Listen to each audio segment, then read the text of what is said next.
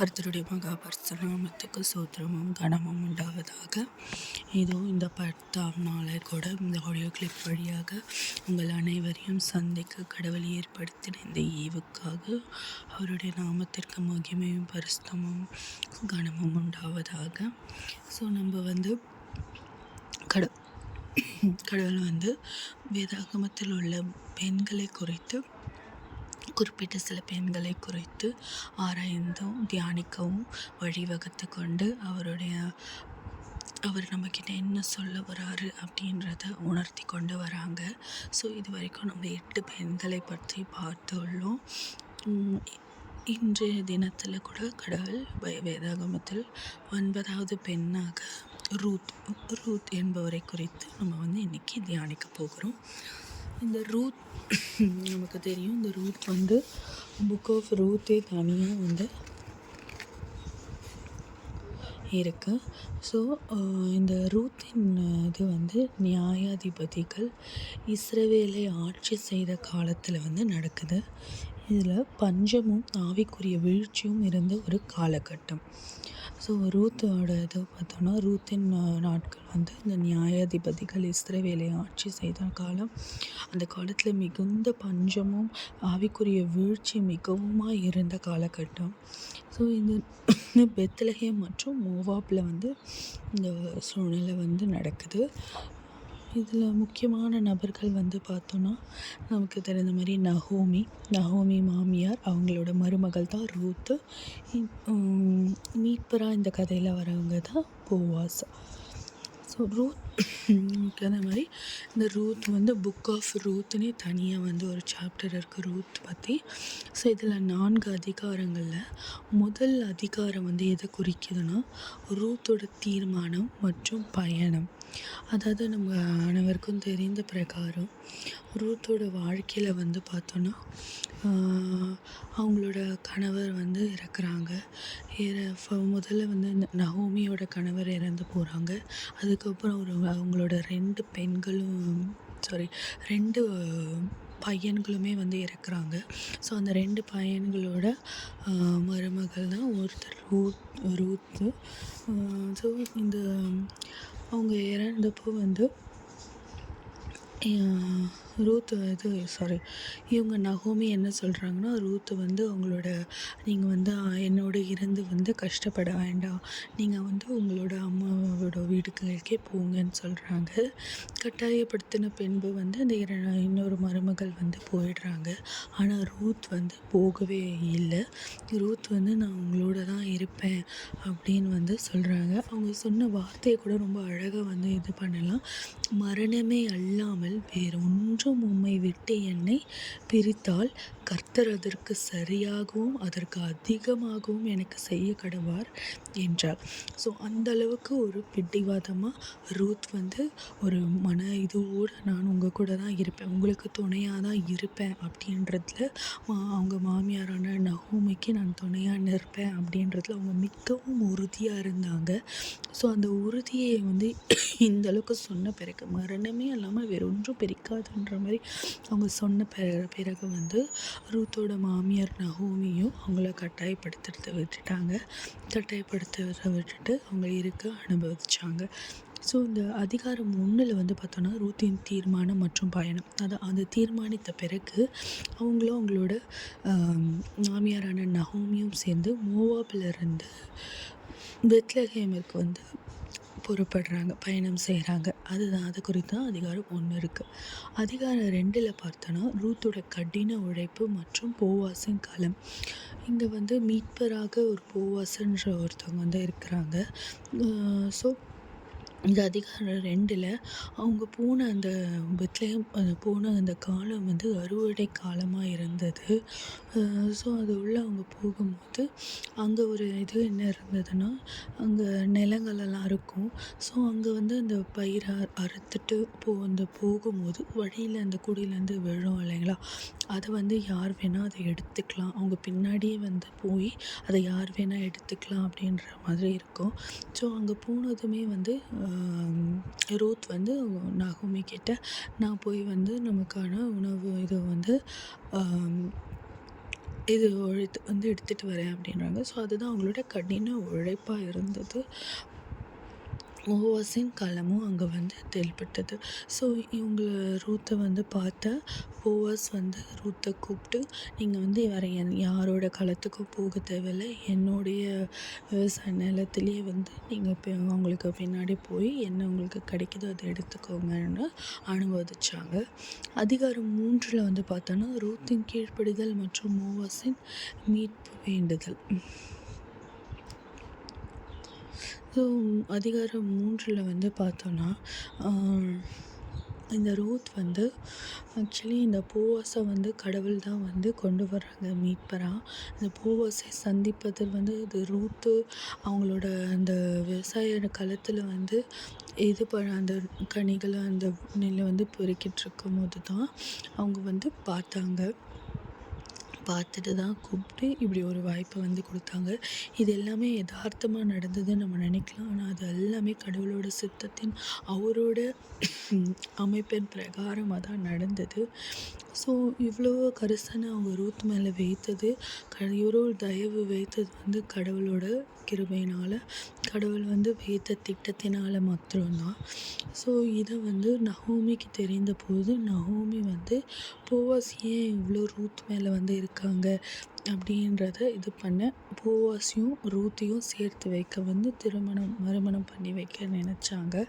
So இது நகோமி போட்ட திட்டம் அல்ல, இது தேவனால் உண்டு பண்ணப்பட்ட திட்டம். ரூத் பெத்லெஹேம் வரணும், போவாஸோட நிலத்தில் போய் நெல் எடுக்கணும், அதை போவாஸ் அவங்க வேலை பார்க்குறத பார்க்கணும், பார்த்து இப்படி ஒரு இது கொடுக்கணும் அப்படின்றது அவங்களோட கடவுளோட திட்டம் மாத்திரமாக இருந்தது. அதன் பிரகாரம் போவாஸ் 4ஆம் அதிகாரத்தில் பார்த்தோன்னா போவாஸ் ரூத்தை மனம் முடிப்பதும் தாவீது ராஜா மற்றும் இயேசுவின் வம்சாவளியை தொடருவதுமாக இருக்கிறது. ஸோ இது 3வது போவாஸிடம் இது கேட்டபோது முதல்ல போவாஸ் வேண்டான்ற மாதிரி யோசிக்கிறாங்க. நம்ம முன்னாடியே பார்த்த மாதிரி இந்த இஸ்ரவேலுக்கு ஒரு லெவரேஜ் மேரேஜ்னு ஒரு காரியம் ஃபாலோ பண்ணப்பட்டது அந்த காலத்தில். ஸோ இந்த போவாஸும் பார்த்தோன்னா ரூத் அவங்க மாமியார் அந்த நகோமி அவங்களோட சொந்தமாக தான் தூரத்து சொந்தமாக தான் இருந்தாங்க. ஸோ நம்ம பார்த்த பிரகாரம் அந்த குடும்பத்தில் அந்த கணவன் இருந்தாங்கன்னா அந்த குடும்பத்தில் உள்ள வேறு ஒரு ஆண் அவங்கள திருமணம் பண்ணி அதன் மூலம் குடும்பம் விருத்தி அடையலாம் அப்படின்ற ஒரு லெவரேஜ் மேரேஜ் ஃபாலோ பண்ணிட்டு வந்தாங்க. ஸோ அதன் பிரகாரம் நகோமி நாங்கள் தூரத்து சொந்தனால மனம் முடிக்க இது பண்ணாங்க. ஆனால் போவாஸ் முதல்ல மறுதளித்து அவர் வேறு ஒரு சொந்தம் இருக்கிறதாகவும் அவரை போய் சந்தித்து வருவதாகவும் போனாங்க. ஆனால் அந்த இடத்துல அது செயல்படலை, அதை மறுதளிக்கப்பட்டது. ஏன்னா இது போவாஸ் தான் ரூத்தை திருமணம் செய்யப்படணும் அப்படின்றது கடவுள் ஆல்ரெடி ஒரு திட்டம் வகுத்துட்டாரு. அதன்படி தான் அது நடந்து வருது. உலகத்தரமாக அவங்க ஏதோ ட்ரை பண்ணாங்க, அதெல்லாம் எதுவுமே நடக்கலை. கடைசியில் 4ஆம் அதிகாரத்தில் நம்ம பார்க்கும்போது போவாஸ் ரூத்தை மணமுடிச்சாங்க. அதன் பிரகாரம் அவங்களோட வம்சாவளி தொடர்ந்தது. இதுலேயும் விசேஷ விதமாக தாவீது ராஜா மற்றும் இயேசுவின் வம்சாவளி தொடர்ந்தது இவங்க மூலமாகவும். ஸோ ரூத்தின் வாழ்க்கை பார்த்தோன்னா ஒரு அந்நிய பெண் தேவனை தேடி வரும்பொழுது அவர் அவளை எப்படி உயர்த்தி மேசியாவின் வம்சாவளியில் சேர்த்தார் என்பதை பார்க்குறோம். நம்ம நிறைய பெண்களை குறித்து பார்க்கும்போது நிறைய பெண்கள் அவங்க பாவிகளாக இருக்கலாம், இல்லை அவங்க அந்நிய பெண்களாக இருக்கலாம், கடவுளை குறித்து கொஞ்சமும் அறியாதவங்களாக இருக்கலாம். ஆனால் கடவுளை அறிந்து அவரை விசுவாசித்து அவருக்கு கீழ்ப்படிந்து நடக்கும்போது கடவுளை அவங்கள மிகுந்த உயர்த்தி வைக்க பண்ணுறாரு. இன்னும் மேசியாவோட வம்சாவளியே அவங்களிருந்து வர்றதுக்கான வழி உண்டு பண்ணுறாருன்றத நம்ம நிறைய பார்க்குறோம். நேற்று பார்த்து யாகிலும் அதே மாதிரி தான் நம்ம பார்த்தோம். ஸோ அதே பிரகாரம் தான் கடவுள் நம்ம அவரை விசுவாசித்து அவரை நம்ம கீழ்ப்படிய ஆரம்பிச்சிட்டோன்னா அவரை நம்ம எந்த கீழே எங்கே இருந்தாலும் கடவுள் ஆட்டோமேட்டிக்காக நம்மளை உயர பண்ணிடுவார். அதன் மூலம் நமக்கு கிடைக்க போகிற ஆசீர்வாதங்கள் நம்ம கொஞ்சமும் எண்ணி பார்க்க முடியாத அளவுக்கான ஆசீர்வாதமாக இருக்கும். பார்க்கணும். அதே போல் தான் இந்த ரூத்தோட வாழ்க்கையே முடிஞ்சு போச்சு. தன் கணவன் போயிட்டாங்கன்னு வாழ்க்கையே முடிஞ்சு போச்சுன்னு இருந்திருப்பாங்க. ஆனாலும் அவங்க வந்து அவங்களோட மாமியாரை விட்டு கொடுக்காம அவங்கள தனியாக கஷ்டப்பட விடாமல் அவங்களோடு வந்தாங்க. அந்த ஒரு அர்ப்பணிப்பை அவங்க பண்ணதன் பிரகாரமாய் அதற்கான பலனாக தான் கடவுள் வந்து அவரோட வம்சாவளியே வந்து அவங்க மூலிமா வர்றதுக்கான ஒரு வழியை உண்டு பண்ணார். ஆமாம், ரூத்துக்கு வந்து இந்த மாதிரி ஒரு மறுமணம் இருக்குமோ, அவங்க பெத்லேகம் வந்தது கூட வந்து மறுமணத்துக்காகவோ இந்த மாதிரி இன்னொரு கல்யாணம் பண்ணணுமோ அப்படின்ற எண்ணங்கள்லாம் அவங்க எதுவுமே இல்லை. அவங்க வந்தது பஞ்சத்தை போக்குவதற்காக வந்தாங்க.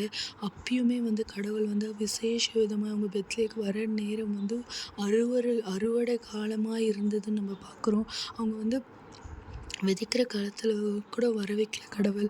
அவங்களுக்கு அவங்களுக்கு அந்த நெல் அவங்களுக்கு உணவும் கிடைக்குமோ அந்த அறுவடை காலத்தில் தான் கடவுள் வந்து அழகாய் நேர்த்தியாய் வர வைத்தார். அவங்க எவ்வளோ குழப்பங்களோடு என்ன பண்ணுவது, அடுத்து என்ன ஸ்டெப் எடுப்பது, அடுத்து என்ன பண்ணுறதுனே தெரியாமல் அவங்க அந்த ஊருக்குள்ளே வந்திருக்கலாம்.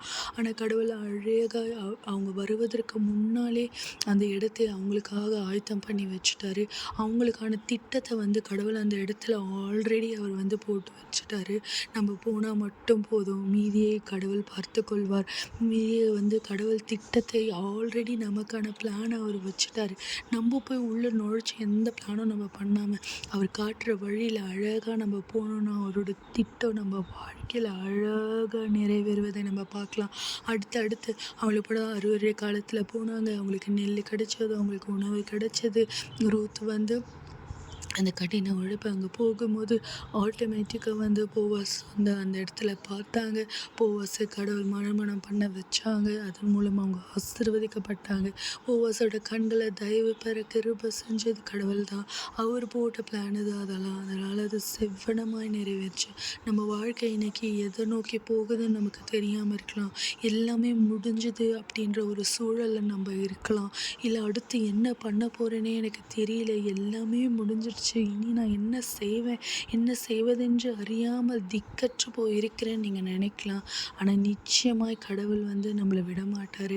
அவர் ஏதோ ஒரு திட்டத்தை நம்ம வாழ்க்கையில் வச்சுருக்காரு. அதற்காக தான் இந்த சோதனையை நம்மளுக்கு வந்து அனுபவிச்சிருப்பார். அந்த சோதனையே நம்ம நினச்சி ஒரே இடத்துல வெறும் நம்ம அவங்க வந்து அந்த சோதனையை நினச்சி எங்கேயும் போகாமல் அங்கேயே உட்காந்துட்டு இருந்திருந்தாங்கன்னா, மோவாப்லேயே வந்து அவங்க இருந்திருந்தாங்கன்னா இப்படிப்பட்ட ஆசீர்வாதம் வந்து அவங்களுக்கு வந்திருக்காது.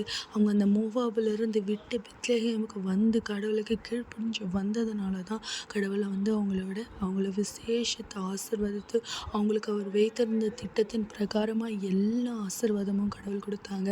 அதை தான் நம்மக்கிட்டையும் விசப்பா எதிர்பார்க்குறாங்க. அந்த சோதனையை மாத்திரம் நம்ம பார்த்து உட்காராமல் அந்த சோதனையிலும் பெரியவர் நம்ம கர்த்தர் என்பதை நம்ம உணர்ந்து அவர்கிட்ட நம்ம ஜெபிக்க ஆரம்பித்தோம்னா கடவுள் நம்மளுக்கு உணர்த்துவார். நம்ம என்ன பண்ணணும்னு உணர்த்துவார். அவர் நம்மளுக்கான போட்டிருக்க திட்டத்தை உணர்த்துவார்.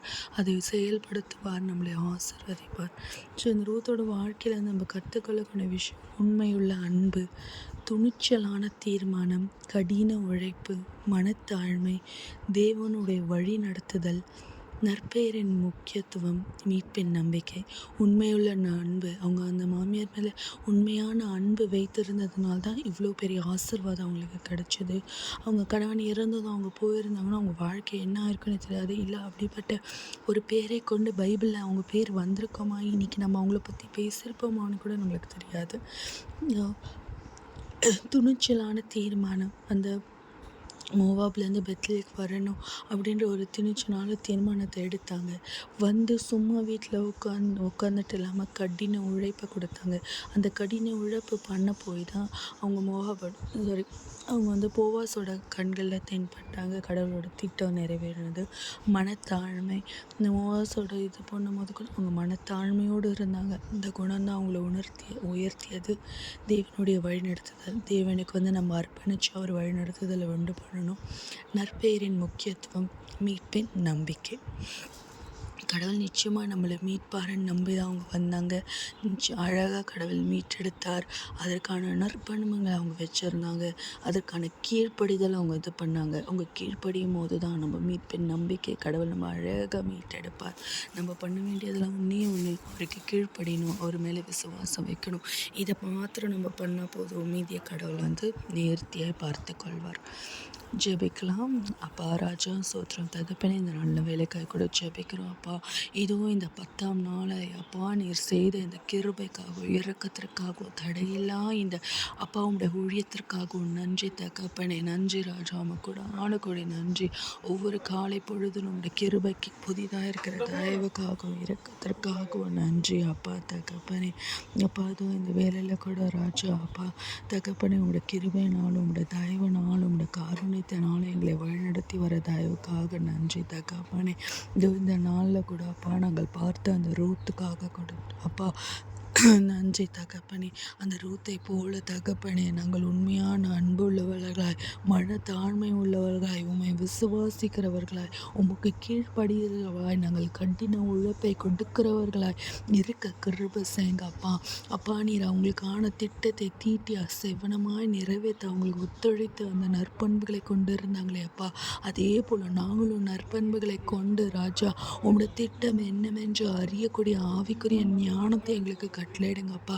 அதற்கு நாங்கள் தடையாய் ஒருபோதும் இல்லாத வண்ணம் அப்பா, ஒருபோதும் அதுக்கு நாங்கள் தடையாக இல்லாத வண்ணம், எங்களோட பாவங்கள் தடையாக இல்லாத வண்ணம் எங்களை சுத்திகரித்தப்பா.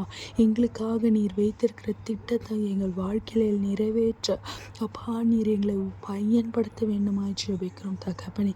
நீர் எங்களை பயன்படுத்துங்க அப்பா. நீங்கள் எங்களை ஆசீர்வதிங்க. எங்களுக்காக நீங்கள் வைத்திருக்கிற திட்டம் பெரியவை அப்பா. ஆனால் நாங்கள் ஏதோ ஒரு உலகத்தரமான விஷயத்தை சின்ன சின்ன காரியங்களுக்காய் சோர்ந்து போய் உட்கார்ந்துருக்கோம் அப்பா. ஆனால் நீர் எங்களை குறித்து வைத்திருக்க திட்டங்கள் எவ்வளவோ அருமையானதும் பெரியதாக இருக்கிறது நாங்கள் உணர்ந்து அப்பா, உம்மை மாத்திரம் நம்பி, உம்மை மாத்திரம் நாங்கள் விசுவாசித்து, உம்மை மாத்திரம் எங்கள் வாழ்க்கையில் நாங்கள் பற்று கொண்டு நடக்க கிருபை செய்யுங்க. அந்த ஒரு பக்குவத்தை, மனத்தாழ்மையை, கீழ்ப்படிதலை அப்பா, விசுவாசத்தை எங்களுக்கு கட்டளையிடுங்க. பிசாசானவன் எங்களுக்கு சோதனையை உண்டு பண்ணாலும் ராஜா, அதை எல்லாத்தையும் காட்டில் நீர் பெரியவர் என்பதை நாங்கள் உணர்ந்து நடக்க கிருபை செய்யுங்க. அந்த ஒரு ஞானத்தையும் நற்பண்மையை எங்களுக்கு கட்டளையிடுங்க ராஜா. நாள் முழுவதில் கூட உம்மை விசுவாசித்து உம்மை முன் வைத்து நாங்கள் பின் செல்ல கிருபை செய்யுங்க ராஜா. நீரே எங்களோடு இந்த வழிநடத்துங்க, ஆசீர்வதிங்க, பலப்படுத்துங்க. மீட்பர் ரட்சகருமாகிய இயேசு கிறிஸ்துவின் ஜெபிக்கிறேன் ஜீவன் நல்ல தகப்பனே. ஆமென், ஆமென்.